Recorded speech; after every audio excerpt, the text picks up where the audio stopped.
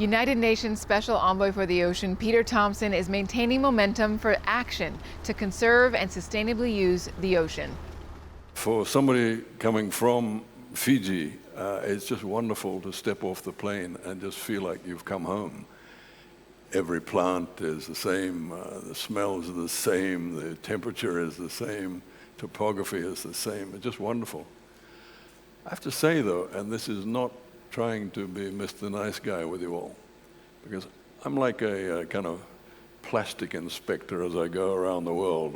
When I get off the plane and I drive into town, my eyes are in the gutter and I'm looking for plastic signs. And when I get off and go to my hotel, the first thing I do is go to the waterfront and have a look in the harbor, see what the plastic levels are like. I haven't seen a single piece of plastic litter since I've been in your country. The streets are so clean. You have a culture, whether you know it or not, which is amazing in terms of how you keep your environment clean as you live amongst it. So congratulations on that.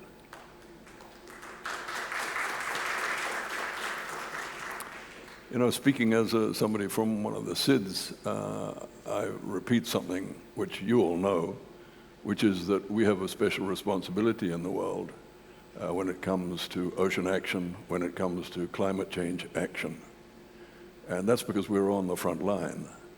You know, we see the effects of rising sea levels, we see the death of coral, we see our changing marine ecosystems, and we know that we have to do something about it. You're blessed here, you don't get hurricanes, but out in the Pacific, you know, the hurricanes are coming at much greater ferocity, more frequent, as a result of hotter oceans up in the equatorial areas. So we have a special role to play when it comes to the climate change conferences and the ocean conferences. And I'd also say that we have a responsibility when it comes to protecting the ocean. And here again, I don't want to be throwing out too many compliments, but we've always looked to Seychelles for leadership. When I say we, I mean the SIDS.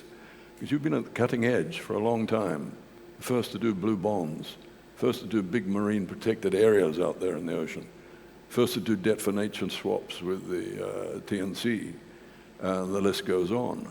So again, congratulations for that leadership, and thank you for that leadership that has been provided. You've all heard my mantra, no healthy planet without a healthy ocean, and the ocean's health is measurably in decline. Something that I would emphasize in that mantra, though, is that it's not so much the ocean's health that we are trying to protect here. It's the health of our relationship with the ocean. The ocean will be there when Homo sapiens has long passed from this planet. It'll be perhaps a much more acidic ocean. It'll perhaps cover much more of the surface of the planet, but the ocean will be there. And its health is not really of concern to the ocean, I guess. It's still the great reservoir of H2O on the planet. But for us, we depend on what we define as a healthy ocean, which is an ocean that produces 50% of the oxygen on the planet, which produces food for billions of people, and through the sustainable blue economy offers us a future for our grandchildren in terms of medicines, in terms of renewable energy, etc. So it's really the healthiness of that relationship between us and the ocean, which is what this is all about. And that's about improving our behavior. Because whether we're talking climate change or biodiversity loss or the measurable decline of the ocean's health, it's all related to one thing, which is humanity's mistreatment of nature, particularly during the 20th and 21st centuries. Look, my message is not doom and gloom, and as a grandfather to 3 granddaughters, I have to think in a pragmatic, hopeful way in my daily work, and I do. I'm not a pessimist, and neither am I an optimist. But I am a pragmatist, and I do believe that in 2022, yes, this year, which we've now only got, 10 months left in, we can actually stop the decline in the ocean's health this year. It's an amazing thought.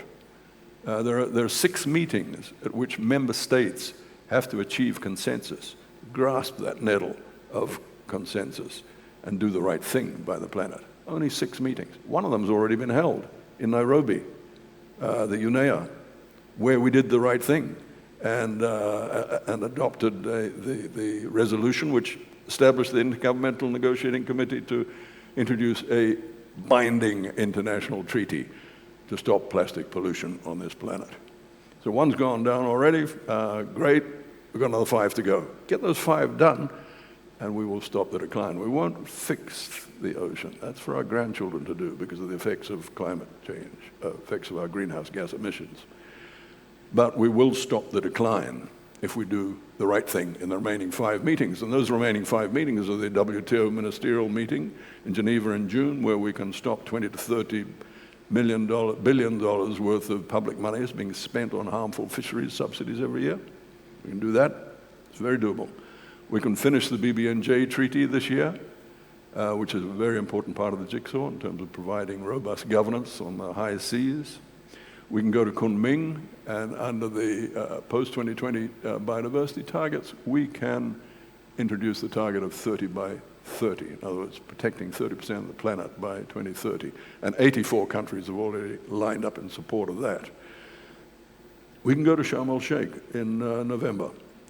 And it's the moment to show me the money. And if the money is produced at the levels required, we can get the job done in terms of adaptation, in terms of getting the renewable energy done. So I'm leaving the best to last, of course, which is the UN Ocean Conference, 6th one, in Lisbon, in June, 27th June to the 1st of July. And there we will launch a fleet of science-based ocean solutions. And I say that with confidence because I can see them in construction now. I know it's going to be launched there.